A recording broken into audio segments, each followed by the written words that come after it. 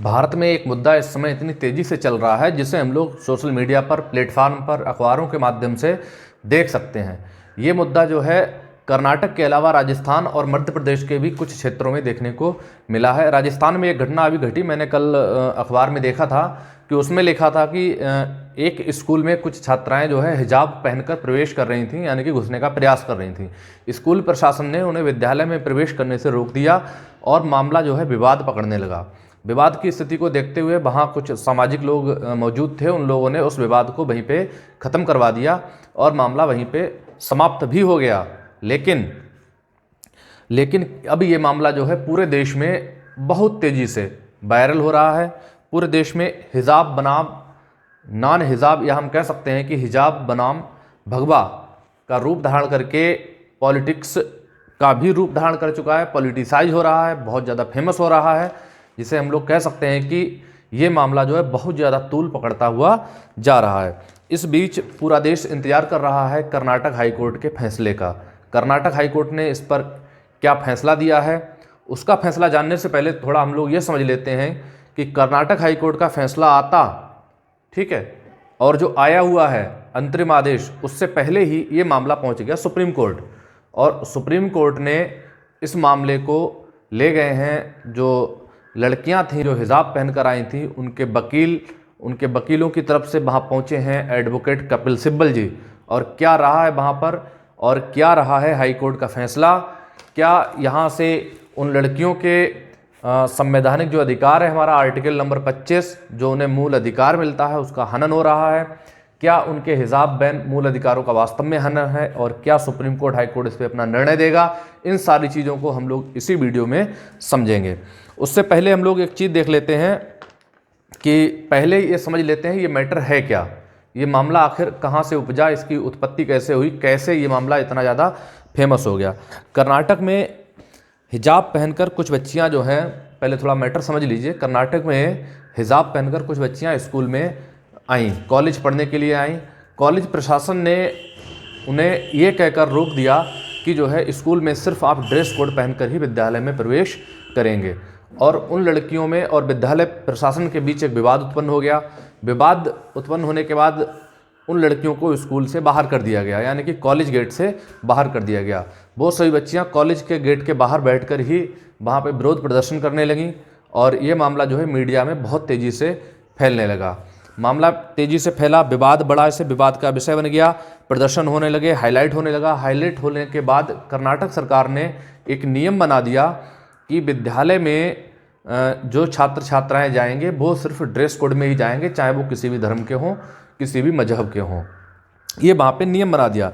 यदि जो है कोई भी ड्रेस कोड के अलावा अन्य कोई वस्त्र पहनकर आएगा तो ये नियमों का उल्लंघन माना जाएगा।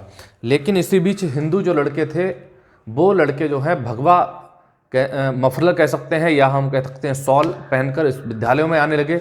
मामला और तेज़ी से आगे बढ़ने लगा। जैसे ही मामला आगे तेज़ी के साथ बढ़ता है, ठीक है, तो वहाँ पे भगवा बनाम, या हम कह सकते हैं भगवा वर्सेस जो है हिजाब, भगवा वर्सेस हिजाब का रूप धारण करने लगा। और कर्नाटक के अलावा ये मध्य प्रदेश और राजस्थान में भी बहुत तेज़ी से आगे फैलने लगा, और ये विवाद उत्पन्न हो गया। विवाद उत्पन्न होने के, चूँकि ये मामला मूल अधिकार आर्टिकल नंबर 25 क्लास 1 से जुड़ा हुआ है। आर्टिकल नंबर 25 में क्या कहा गया है, उसमें कहा गया है कि जो सरकार है वो पब्लिक ऑर्डर, राज्य पब्लिक ऑर्डर का पूरा पालन करेगी, यानी कि हम कह सकते हैं कि राज्य कानून व्यवस्था का पालन करते हुए वहाँ के नागरिकों को उनके मूल अधिकार से वंचित नहीं करेगी, यानी कि उन्हें अपना मूल अधिकार मिलना चाहिए। और इस पर कर्नाटक हाईकोर्ट 2016 का एक निर्णय भी आया हुआ है, जिसमें ये कहा गया है कि मुस्लिम लड़कियों को, मुस्लिम बच्चियों को, मुस्लिम महिलाओं के लिए हिजाब पहनने का पूरा उनका मूल अधिकार है, उनका संवैधानिक अधिकार है, फंडामेंटल राइट है, उनका मूल अधिकार है, यानी कि वो लोग जो है हिजाब पहन सकती हैं। ये 2016 का कर्नाटक हाईकोर्ट का निर्णय भी है। जब ये मामला पहुंचा कर्नाटक हाईकोर्ट की बेंच में, तब इसके लिए एक बड़ी बेंच बैठाई गई। जब कर्नाटक हाईकोर्ट में पहुंचा, इसके लिए एक डबल बेंच बनाएगी, यानी कि बड़ी बेंच बैठाएगी। बड़ी बेंच के सामने जब ये मामला पहुंचता है तो वहाँ पे चीफ जस्टिस होते हैं ऋतुराज अवस्थी जी। उन्होंने कहा है कि हम इस मैटर को मंडे से, यानी कि आने वाले सोमवार से रेगुलर सुनेंगे, लेकिन तब तक इस मामले की जो सुनवाई हुई है वहाँ पे, जो वहाँ पे निर्णय लिया गया वो ये लिया गया कि जब तक मंडे से कंटिन्यू सुनवाई नहीं होती है तब तक वहाँ पे जो हिजाब पहनने पर रोक लगा दी जा रही है। यानी कि आप लड़कियां जो विद्यालय जाएंगी वो सिर्फ ड्रेस कोड में जाएंगी, यानी कि हिजाब पहनकर नहीं जाएंगी। अब ये बताइए साहब कि सरकार ने वहाँ पे रोक लगाई हिजाब पहनने के लिए कि लड़कियां जो हैं नियमों का पालन करेंगी, ड्रेस कोड में जाएंगी, हिजाब पहनकर नहीं जाएंगी, और आपने भी वही निर्णय दे दिया कि लड़कियां जो है हिजाब पहनकर स्कूल नहीं जाएंगी, यानी कि ड्रेस कोड में ही जाएंगी। तो आप में और सरकार में अंतर क्या रहा? आपने क्या अंतरिम निर्णय दिया? तो निर्णय तो वही रहा ना जो आखिर सरकार ने दिया था, लेकिन कहना चाहिए उन्होंने अंतरिम आदेश दे दिया और हिजाब पर एटलीस्ट जो है रोक लगा ही दी। इसी दौरान लड़कियों का पक्ष लेने वाले वकील लोगों की तरफ से माननीय कपिल सिब्बल जी पहुंच गए हैं सुप्रीम कोर्ट, और वो कहते हैं कि माननीय जी ये बताइए ये क्या हो रहा है कर्नाटक में?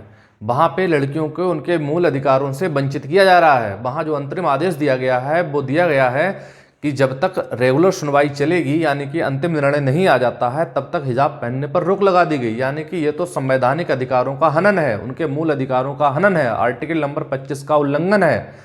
आप जब मूल अधिकारों के संरक्षक हैं तो आप इस तरह का निर्णय कैसे दे सकते हैं?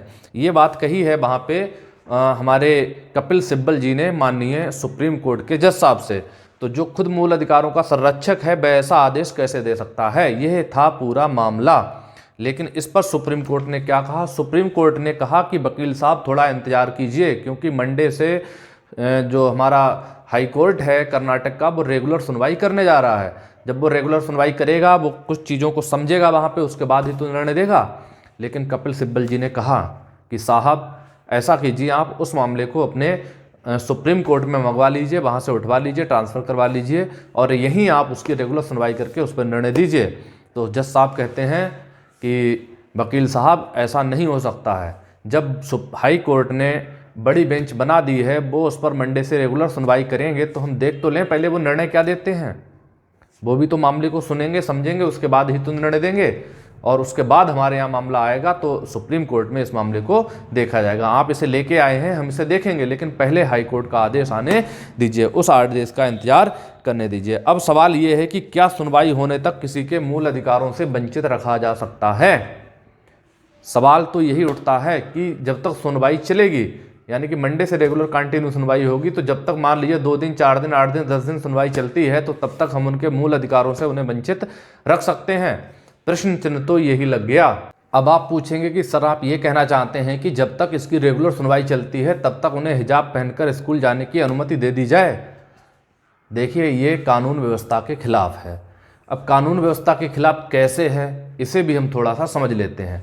आर्टिकल नंबर 25 जो हमारे संवैधानिक मूल अधिकार दिए गए हैं, उसके अनुसार देखिए, जितनी शक्ति हमें दी गई है, हमारे मूल अधिकारों के प्रति जितनी शक्ति हमें दी गई है, उतनी ही शक्ति राज्य सरकार को भी दी गई है। उसमें कहा गया है कि राज्य सरकार पब्लिक ऑर्डर को मेंटेन करते हुए कानून व्यवस्था को बनाए रखेगी। इसीलिए मुझे लग रहा है कि जज साहब ने जो आदेश दिया है वो अंतरिम आदेश सरकार के अनुसार ही उन्होंने दे दिया। अब अंतरिम आदेश ऐसा क्यों दिया है? अगर हाई कोर्ट ये कह देता कि जब तक सुनवाई चल रही है तब तक बच्चियों को ड्रेस कोड में जाने दिया जाए, उस पर रोक नहीं लगाई जाए, तो शायद अगर राज्य में कोई घटना घटित हो जाती, बहुत बड़ा कानून व्यवस्था का उल्लंघन हो जाता, तो सरकार के पास ये कहने के लिए था कि सर आपने ही इस तरह का ऑर्डर दिया था, तो कानून व्यवस्था बिगड़ गई। तो इसीलिए हाईकोर्ट ने वो जिम्मा अपने ऊपर ना लेके, अगर एक तौर पे देखा जाए तो सरकार के ऊपर ही डाल दिया कि सरकार ने जैसा आदेश दिया उसी को अंतरिम आदेश बना दिया जज साहब ने, और उन्होंने उस पर हिजाब पे रोक लगा दी, जिससे वहाँ की कानून व्यवस्था शांतिपूर्वक बनी रहे। अब समझने वाली इसका एक उदाहरण, सबसे अच्छा एग्जाम्पल हम कह सकते हैं कोरोना काल में। देखा जाए कोरोना काल में तो जब लॉकडाउन लगा था तो उस समय मंदिर में पूजा करने के लिए, मस्जिदों में नमाज पढ़ने के लिए, सभी स्कूलों में, सभी प्रकार के धार्मिक स्थलों पर, मेले पर, मजहबों में, जहाँ भी जैसा था हर जगह पे हर प्रकार से रोक लगा दी गई थी। लेकिन उस समय किसी ने भी कोई किसी प्रकार की उंगली नहीं उठाई थी, क्योंकि उस समय हम लोग जानते थे कि इस तरह की प्रक्रिया चल रही है और रोक लगा दी गई थी। ना हम नमाज पढ़ सकते थे, ना हम किसी मंदिर में जाके पूजा कर सकते थे। ये भी उस समय का एक जीता जागता उदाहरण था, क्योंकि फिर हम कुछ नहीं कह पाए थे। कारण ये था क्योंकि यहाँ पे हमारा आर्टिकल नंबर जो 25 था, जिसमें पब्लिक ऑर्डर शब्द की व्याख्या की गई है और कहा गया है कि अगर पब्लिक ऑर्डर की व्याख्या जो की गई है, कहा गया कि अगर हाई कोर्ट ऐसा ऑर्डर दे दे तो कानून व्यवस्था बिगड़ जाएगी, तो सरकार यही कहेगी कि सर आपने ही ऐसा आदेश दिया था। साथियों, इसका उदाहरण इससे अच्छा और कोई नहीं हो सकता है। कर्नाटक में इस समय देखा जाए तो फ्लैग मार्च चल रहा है। पुलिस जो है रोडों पे गश्त कर रही है, फ्लैग मार्च निकाल रही है। क्यों निकाल रही है? क्योंकि वो सिर्फ ये सिद्ध करना चाहती है कि यदि आप लोगों ने पब्लिक ऑर्डर को मेंटेन नहीं रखा, यानी कि कानून व्यवस्था के साथ खिलवाड़ किया, तो हम इसके आपके साथ कुछ भी कर सकते हैं, यानी कि आपको इसकी सज़ा भी दे सकते हैं और आपको दंडित किया जाएगा। इसीलिए कानून व्यवस्था को बनाए रखना भी सरकार का उत्तरदायित्व होता है। अब फैसला क्या रहेगा? जो फैसला है हिजाब वर्सेस कह सकते हैं भगवा, इसका हाई कोर्ट का क्या फैसला रहेगा? हाई कोर्ट का फैसला आने के बाद सुप्रीम कोर्ट इस पर अपना क्या निर्णय देगा, ये आगे आने वाले वीडियो में हमें पता लगेगा। यानी कि सरकार जैसा भी जो कोर्ट जैसा भी निर्णय देगी, सरकार उस निर्णय का पालन करेगी और वही पालन हमें राज्य के लोगों को भी करना पड़ेगा। तो नेक्स्ट वीडियो में हम लोग देखते हैं इसमें आगे क्या होने वाला है। मिलते हैं नेक्स्ट वीडियो में। जय हिंद दोस्तों।